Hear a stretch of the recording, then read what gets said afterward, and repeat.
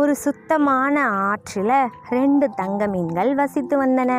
ஒன்று கங்கை ஆற்றிலும் மற்றொன்று யமுனை ஆற்றிலும் நீந்தி வந்தன.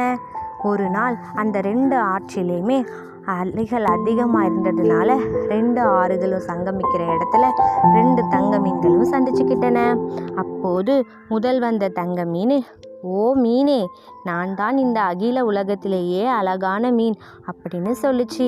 இதனை கேட்ட 2வது மீன், "பாவம், நீ உனது நிழலை பார்த்ததில்லையா? நான் தான் மிகவும் அழகான மீன்" அப்படின்னு பதில் சொல்லுச்சு. அந்த 2 மீன்களும் யார் தான் மிகவும் அழகானவர் என்று சண்டை சச்சரவு தீரவே இல்லை. அந்த நேரத்தில் அங்கே ஒரு ஆமை சென்று கொண்டிருந்தது. சண்டையிட்டு கொண்டிருந்த 2 மீன்களும் அந்த ஆமையிடம் சென்று, "எங்கள் இருவரில் யார் மிகவும் அழகானவர் என்று தீர்ப்பு கூறுமாறு வேண்டுச்சு."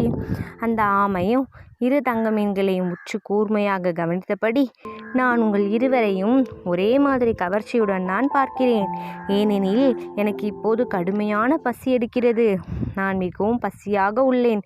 ஆகவே தற்சமயம் உங்கள் இருவரையும் நானே உண்ணப்போகிறேன்" என்று பதிலுரைத்தது. இதனை கேட்ட 2 மீன்கள் தங்களின் அறியாமையை அறிந்து படபடப்புடன் வேகமாக நீந்தி சென்று தங்களுடைய உயிரை காப்பாற்றி கொண்டன.